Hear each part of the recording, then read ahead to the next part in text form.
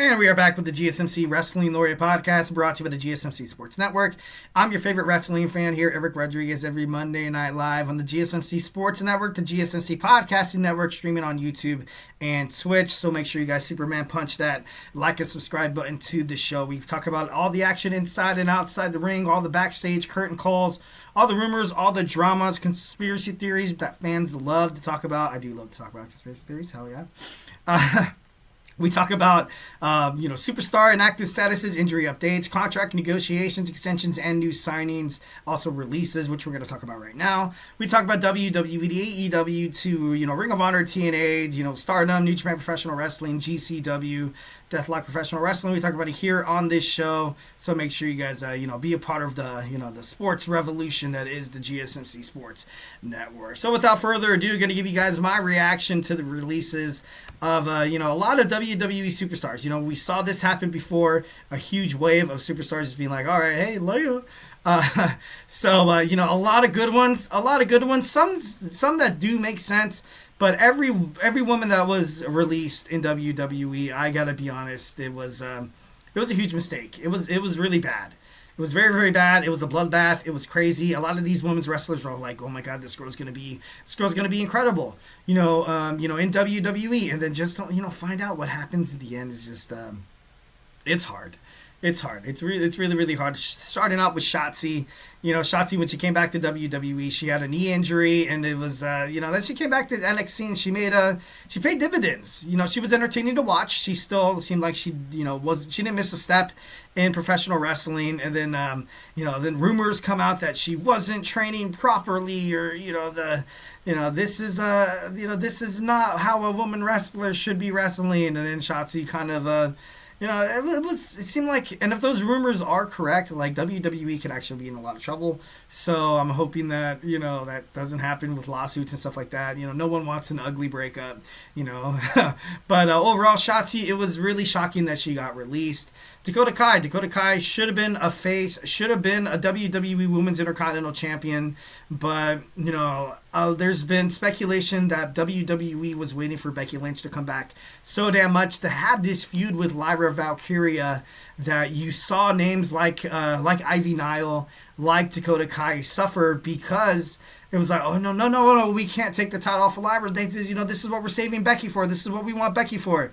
And, you saw these stars, suffer for it. They, it's like middle child syndrome, where you don't get the attention you deserve, then you turns out, something bad happens, and, Dakota Kai getting released, and she would have been such a great face as the mid-card title holder. I don't think she's fully done with WWE. I really honestly don't. I know she does host her own podcast. She does stream on Twitch. So, she's still doing her own thing. She's going to be successful outside of WWE without a doubt.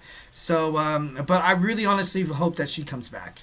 Next, we have Gallus. This is kind of a move that made sense to me. They have not really kind of been on I think last time I saw them in WWE was Evolve. I think they came to Evolve. I'm not too sure. Don't quote me on that. And then they made their stint in TNA. It just, when they came back and, they started attacking everybody thought that they were going to be, the next stable, the next dominant stable to take over NXT, kind of like what Dark State is doing right now. But then again, based on the lemons that we had in the past, can you judge what's going to happen in the present, leaving a sour taste in your mouth? Gallus didn't really live up to potential. Riley Osborne, I hate it. You had Duke Hudson's contract expire. You still have Andre Chase in NXT, but I feel like he's right there within the next WWE layoffs. But then again, he did ultimately create Chase U again. And Thea Hale, I really honestly don't hope. I hope that Thea Hale does not get released because I love her work inside the ring. I love Duke Hudson too. He was so badass. Riley Osborne too. Riley Osborne, I feel like could be an X Division champion in TNA 1,010%. So I'm only hoping that TNA is going to sign him, much like they did with Indy Hartwell. So, crossing my fingers for that. Like I said before, Gigi Doling, with Shotzi, with Tatum Paxley, the women's stables in WWE does not hold success if you're not two former champions tag teaming together and being a tag team. And it makes no sense. No sense, because the women's world tag team title picture is just an absolute disarray. It's awful. It's egregious. It's erroneous. It's egregious. It's crazy. It's terrible. Absolutely terrible. It sucks. But Gigi Dolan once again was, and she came back too. Danny Palmer recently being featured on Evolve, helping out some of the young talent, and she's very talented. That first match she had, where she teamed up with, and I can't think of her name right now, and I feel kind of bad. Armstrong, going up against Carly Bright, and oh god, I don't know why I want to call her. No, I can't. No. Can't think of it. It's going to pop up randomly, and I'm going to yell at the screen, and it's going to look bad. But yeah, no, she had one hell of a match. I thought she was, super athletic, jumping off the top rope, hitting some awesome moves, and it's been, Kendall Gray. Damn it, that's what I knew. It's Kendall Gray. Yeah.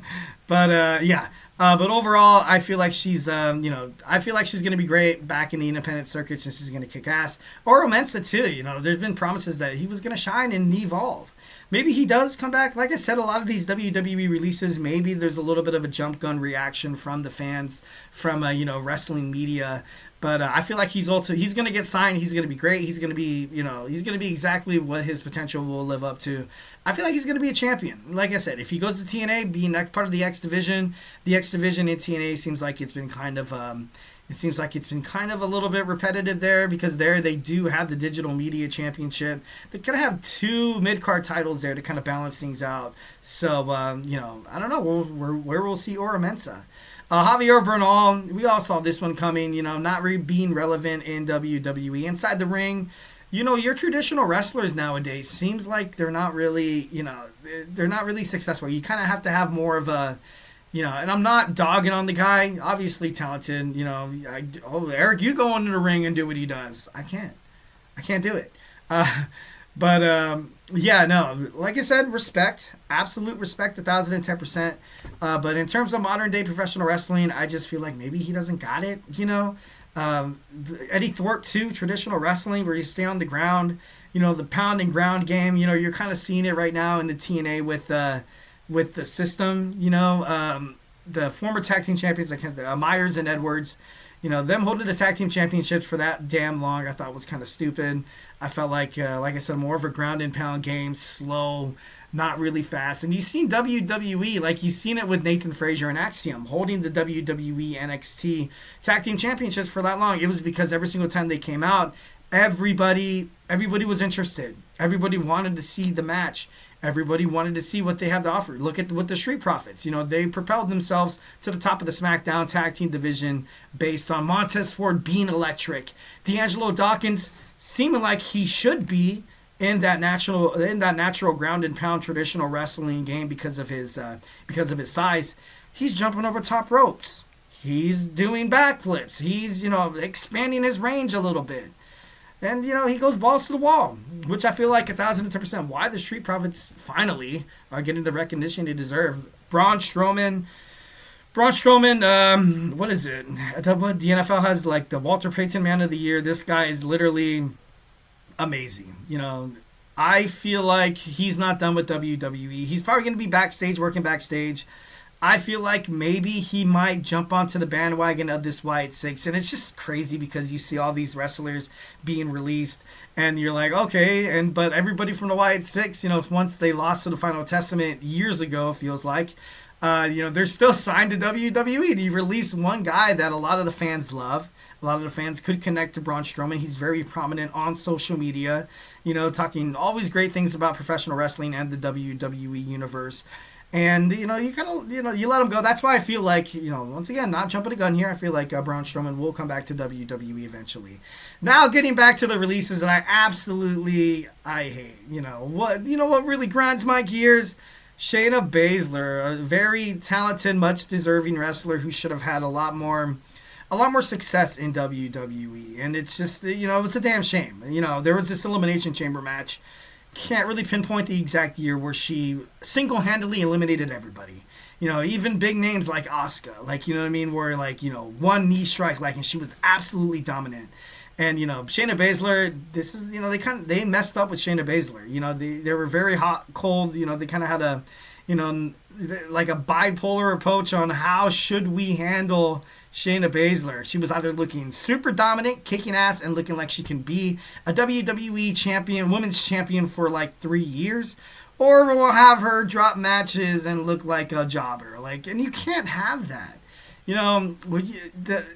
If the person doesn't have the sauce, I get it. But Shayna Baszler had the sauce. One of the most successful wrestlers that transitioned from UFC, MMA to professional wrestling was Shayna Baszler, and she definitely, she deserves more. I want to see her come back. I was hoping for her and Jordynne Grace match, which would have been super super awesome. But we won't get that. Well, hopefully she can. Like I said, I'm not trying to jump the gun too much. I'm not trying to express too much emotion. Next, we have Cora Jade. Cora Jade, about a couple weeks ago, there was speculation saying that, WWE body shamed her and this and that and the other. And like I said, if that's true, WWE is going to be in trouble with like lawsuits and stuff like that. But Cora Jade also, she was in WWE, she was in NXT, traveled to TNA, and she was, she was great. She was great within her matchups, and and her alliance with Roxanne Perez on her return was pretty badass, which makes me think that maybe we won't see the end of Cora Jade. I feel like she was ultimately released, but not released, once when Roxanne Perez makes her way up to the Raw roster. I feel like there will be a revamp of the Women's World Tag Team division. Hopefully, desperately needs it like yesterday. But if Roxanne Perez doesn't propel herself into the main event or like a singles mid-card women's title on Raw, you're going to see, maybe Cora Jade getting involved in her Roxanne Perez, pursue the women's, World Tag Team Championships, which, we've seen that picture painted before. So maybe that, that's the reason why it's kind of steering me away that, Cora Jade might actually be gone from WWE. But ultimately, I just, definitely going to miss Cora Jade. She added a different kind of flavor. I ultimately thought, I thought she was gonna kind of be like a reincarnated reboot of Paige. She has the same rock star persona in her dressing and stuff like that, her outfits, and I kind of thought that she was gonna be like a Paige, being drafted to Monday Night Raw. But I think she's on her way to the independent wrestling circuits. I know she's very prominent on social media, on Instagram, Twitter, basically saying that, hey, 30 more days till I do this or that and the other. So coming back to dominating indie wrestling again. Katana Chance, Kayden Carter, absolute bummer, man. Crazy, how the two girls who should be Women's World Tag Team Champions multiple times with multiple long title runs, title reigns. Basically the definition of Women's World Tag Team Championship Wrestling get released, and they are not Women World Tag Team Champions. They're it just doesn't make sense.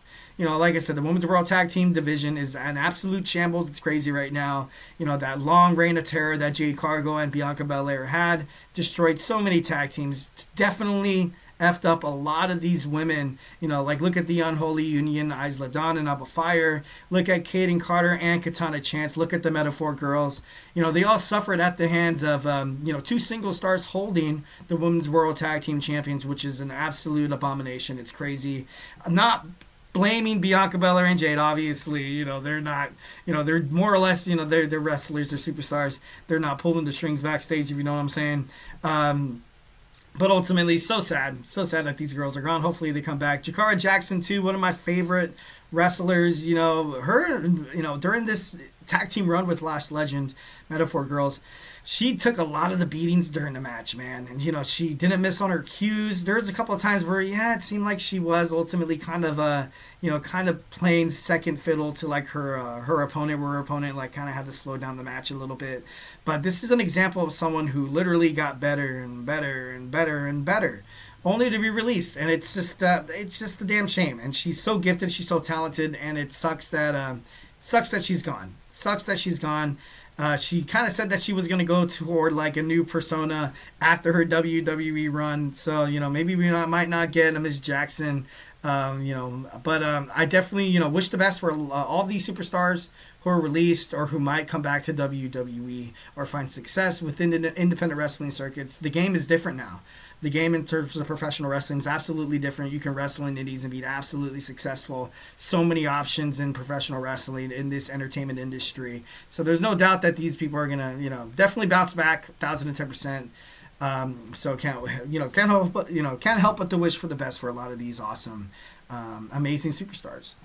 All right, without further ado, our fifth and final segment, we're going to talk a little bit about AEW Dynamite Beach Break. We're going to preview it, so grab your favorite snack, grab your favorite ice cold beverage, and join me here in about 20 seconds. So, hey, do not go anywhere.